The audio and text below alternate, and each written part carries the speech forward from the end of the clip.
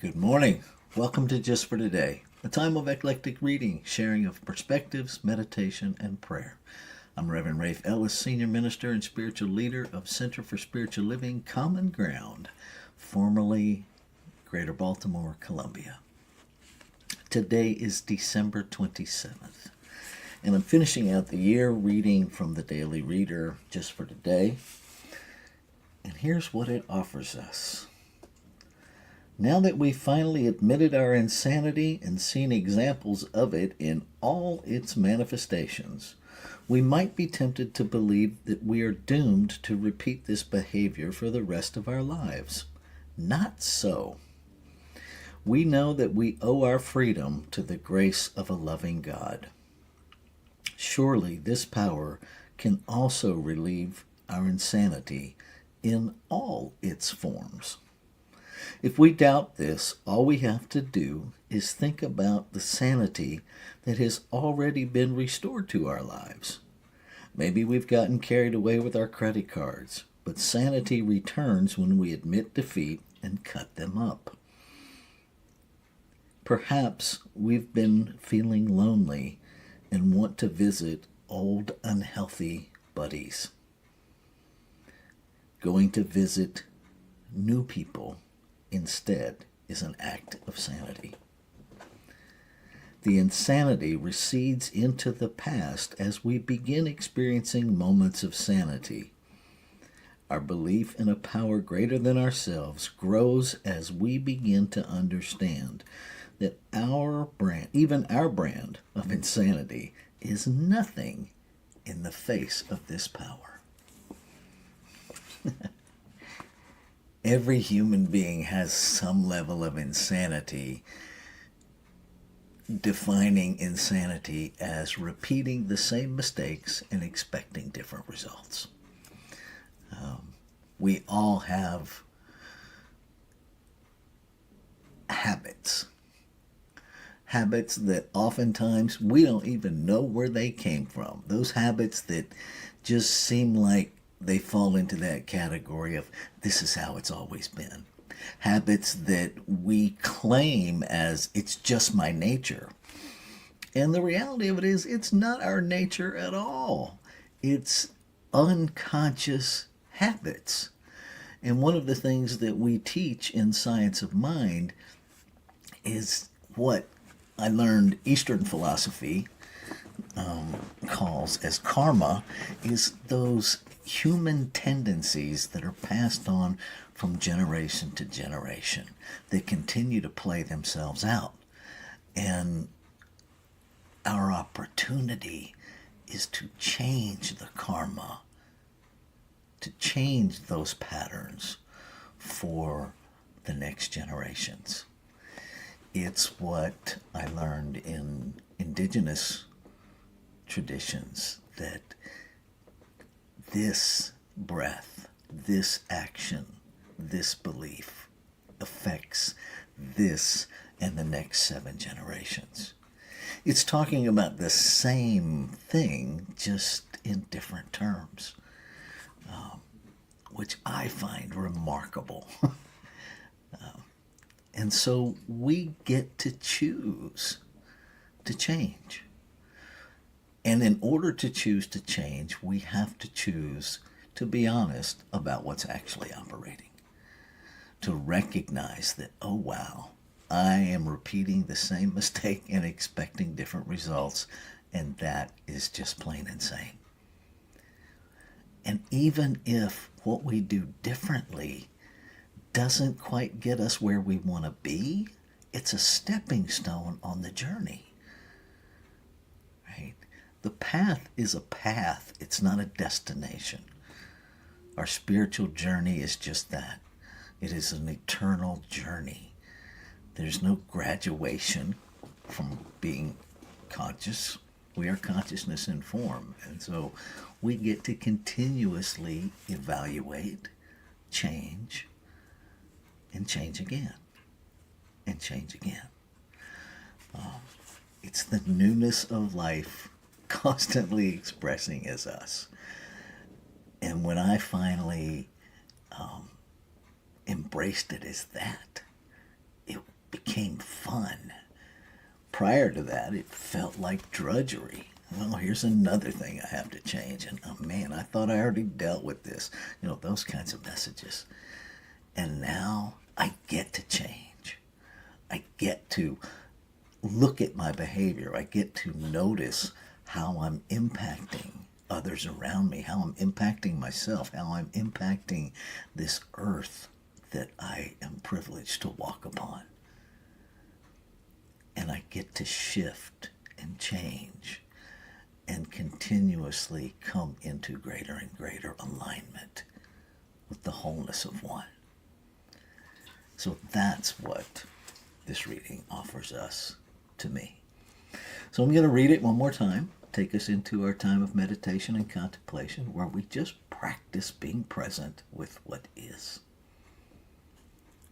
Now that we've finally admitted our insanity and seen examples of it in all its manifestations, we might be tempted to believe that we are doomed to repeat this behavior for the rest of our lives. Not so. We know that we owe our freedom to the grace of a loving God.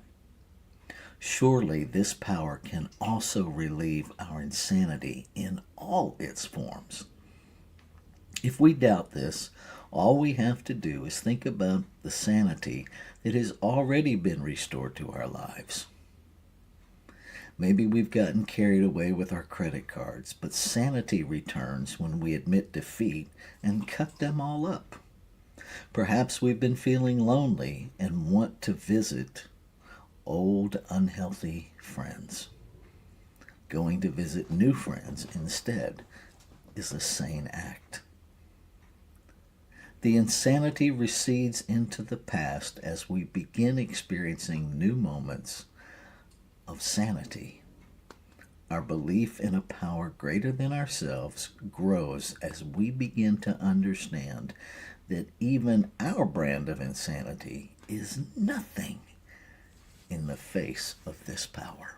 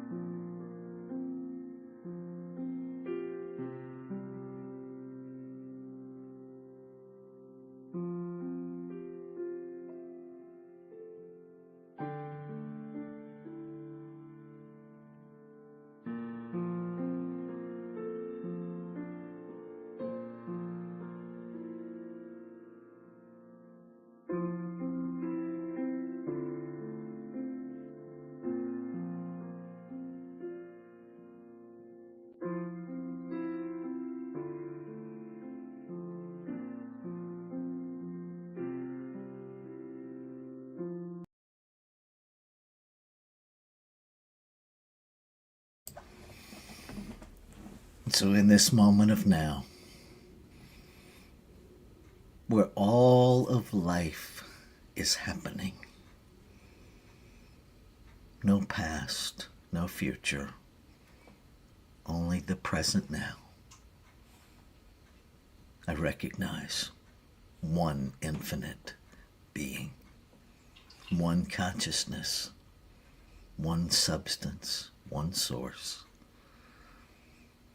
Whether I call it the quantum field or whether I call it God, whether I call it spirit or the great mystery,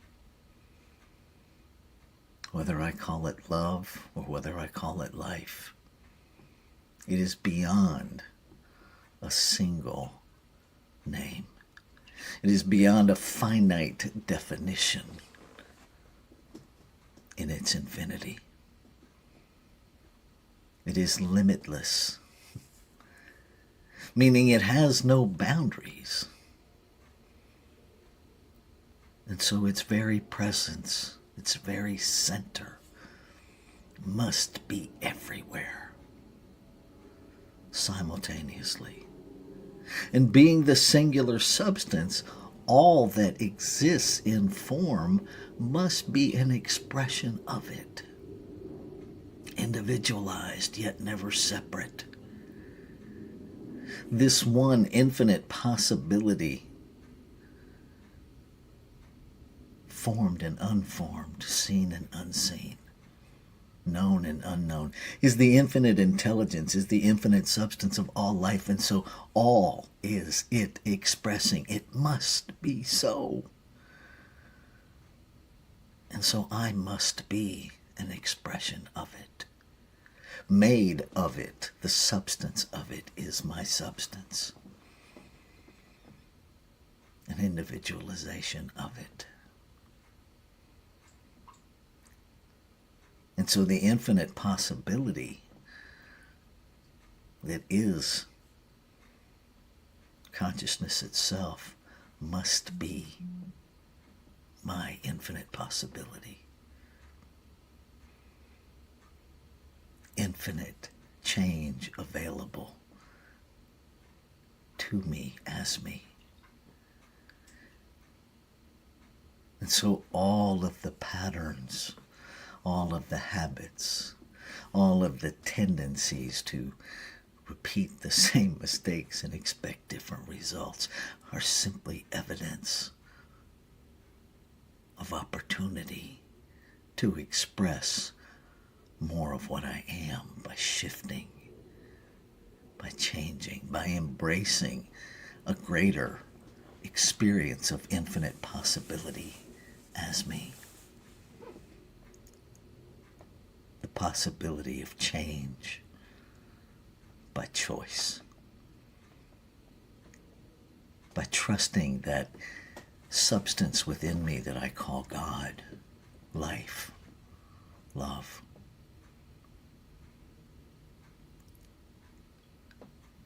And I know that what I speak for myself, I speak for all of creation. Because there's only one substance. And so I claim and affirm, I welcome, I invite, I seek out awareness of insanity in the operation of my life. Knowing that to see it, to own it, is to step into the opportunity to transform it. To become aware of every errant thought falsely operating in the experience of this thing I call my life. To align, to have a new thought, to recognize the infinite possibility within me, to align my energy, my intention, my belief with the truth of my being, knowing that as I do, it plays out as the behavior of my life.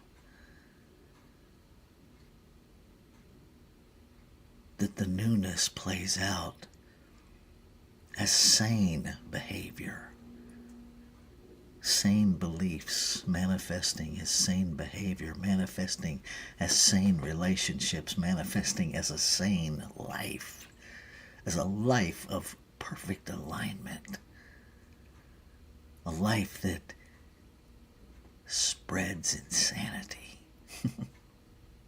spreads sanity, spreads sanity, empowering sanity, empowering shift, empowering healing of every sense of separation.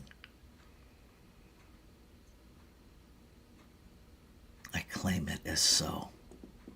I choose it as my life. And knowing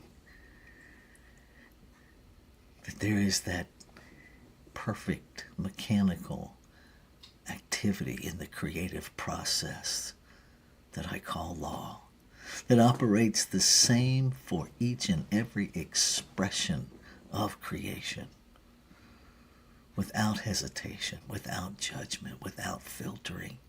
That divine, holy, sacred yes has already acted upon my desire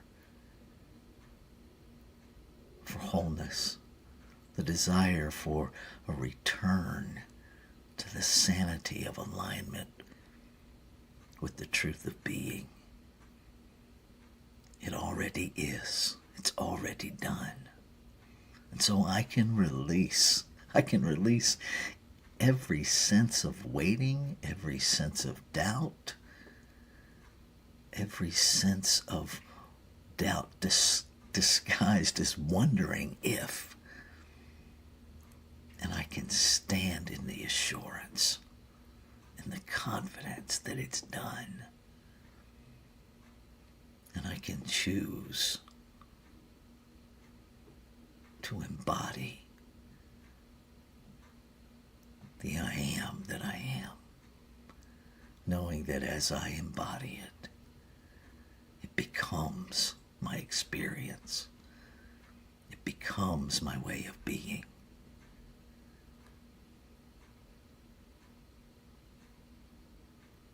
Ashe.